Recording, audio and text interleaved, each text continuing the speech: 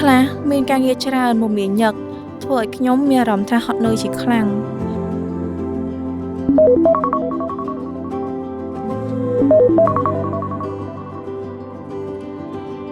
ប៉ុន្តែ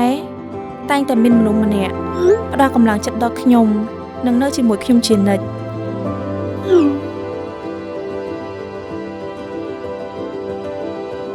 អាចឲ្យខ្ញុំស្ងប់ពីអារម្មណ៍ដែល stress ដែលមានពីការងារ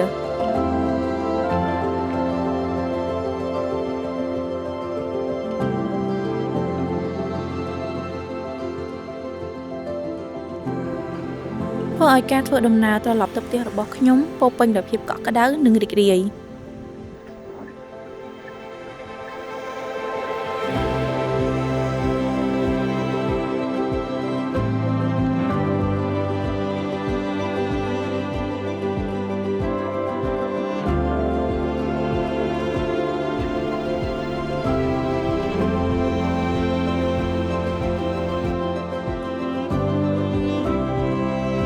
ក្រៅពីមានមនុស្សម្នាក់ដែលយល់ចិត្តខ្ញុំ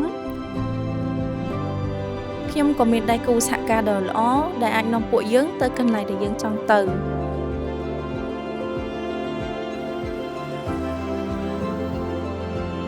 Charity Go 7 ដែលគូសហការដ៏ល្អបំផុតសម្រាប់ខ្ញុំនិងគ្រួសារ